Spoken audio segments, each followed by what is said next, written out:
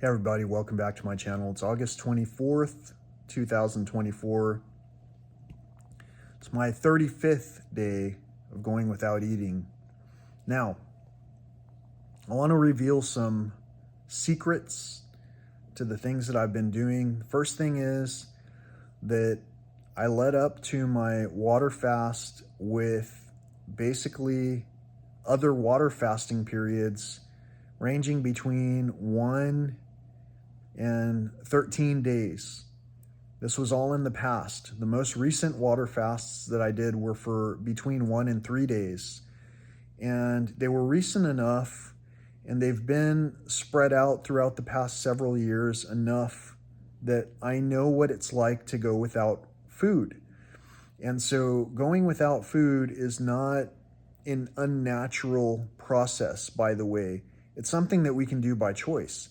And it's something that sometimes we might want to do by choice when we have excess weight, when we have not taken things, not appreciated things, when we have not taken the time to appreciate things. So fasting also allows us to get more things done because we're not spending all the time that's corresponding with eating, digesting, going to the bathroom, the sleep interruptions, and also all of the different complex issues that can center around eating, particularly the wrong foods. So the more that we go into these directions where we consider doing without, the more we can experience different kinds of pushback. Like for an example, yesterday I had a whole afternoon basically where this one individual who I know has multiple screen names continued to message me about going to travel to another place where maybe I would find a new perspective that would give me different insight into how to live a more, what's a good word for that person's perspective? A more worthwhile life. For me, my life is absolutely worthwhile, and I want to have the same experiences that anyone else would have. Joy, pleasure, entertainment, peace. And when I go out into places that are in the wild, no matter what nation it would be in, I'm sure that I'm going to be finding animals being overlooked. Just like there are wildlife segments, entire ecosystems that are being overlooked by many of us who go to work every day and never think twice about the fact that everything is coming from nature, basically, a lot of people are simply overlooking one another as well. Think about the last time you got into traffic and didn't pay any regard to the person next to you or who was trying to merge in front of you, or even who needed to just get on the highway behind you. In a lot of cases, many of us will judge how close someone's driving to something, how many things are happening and behind us at the same time as we're trying to gauge what's happening in front of us. Some of the things that we do are filled with judgment.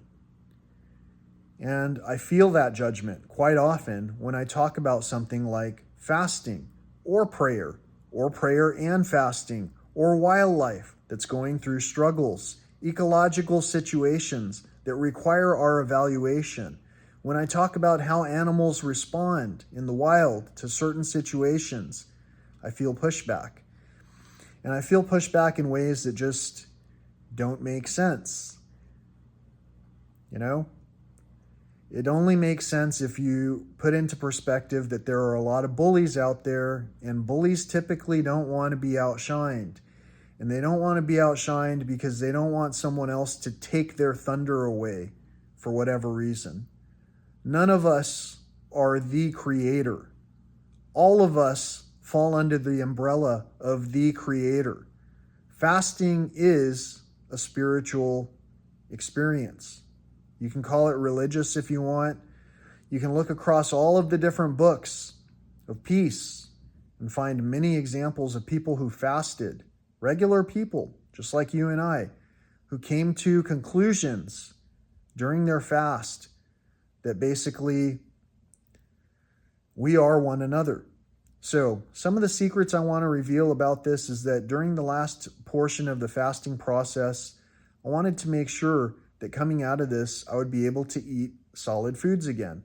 So I started to reintroduce a few different things like cold pressed juices that had a little bit of some kind of nutrients that would help me to purge some of the things that were still left in my bowels, basically. For all this period of time, there's been stuff that's been coming out occasionally from me. And if you've listened to all of this, all of the whole segment, you'll know that some days I had to go to the bathroom and some days I didn't. So the fasting process is an interesting and unique tool, process, feast and famine. It's not even a tool. It's a natural thing that normally would have happened in the past. And our cellular structures would have been able to account for those periods of feast and famine. And sometimes during a famine, the only thing you might find, if you're lucky, is some kind of berries, maybe a fresh source of water. In this world, in this nation where I'm at, hardly anyone has to ever think about going without. Hardly anyone has to think about being able to run for even a quarter mile. And so we don't tend to do that. We tend to point out the inefficiencies of other people, even the inefficiencies of other people's vehicles, as things that are relevant for some reason in a discussion that has to do with natural resources, the decline of all of the civilization as we know it, and the trouble in the ecosystems that we are basically exacerbating. In this world, with the opportunity to quote unquote vote on some leader who's going to help us to correct all of these things, the only thing I've got to say is that it doesn't matter who's in charge if all the same stuff is still for sale and we're all addicted to those things. This topic that I'm sharing right now has a lot to do with addiction. And with a lot of addicts don't have the opportunity, because they don't take it, to listen to other people who have gone through similar experiences or who have been in the wake of all of the mess left behind by the addict. In a lot of cases, we don't clean up our own simple mistakes. We don't pick up after ourselves. We put all our trash in a can that someone takes away, and supposedly there's a chain of employees that's going to take care of those things that we pass on to our current generations. Going without is challenging. Continuing to go with everything and go with the flow, it's detrimental. That's just some of my insight that I come away with after having gone 35 days without eating, with basic sustenance on occasion that could hopefully stave off long-term ill effects of starving. Thankfully, I'm not starving. I'm definitely not starving for attention. You can tell that there's one person on this viewership that keeps liking all of the video. There's one like on a huge percentage of these videos. I don't need that one person to keep liking the videos. I don't need that one reminder that there's someone that's paying attention to this. I just wanted to put an account out there for the people who want to do something different, who want to go a period of time not consuming, and then eventually who want to restore their own health while they're doing it because they feel how good they feel. I mean, you can look back at the process. Look when I started the process. Look before that on this channel for other videos here. See the different things I went through, including hair loss, rapid aging, all kinds of different things that came from getting healthy, being wholesome, and then kind of sliding down on the other side of the mountain, so to speak. And then you can see some revitalization going on because I'm putting in efforts that are spiritually driven, that are physically motivated, that are mentally demonstrated in different ways, that show a soundness. But, you know, again, these are all secrets that can only be shared if there were even anyone listening to begin with. And so far, the way that I see it, no matter what I share, whether it has to do with the environment or otherwise, it's only shared based on shock value. If someone likes to see a grizzly bear walking close to a car and that's the only thing I can provide that's of benefit, that helps you to be introduced to these topics, that's great.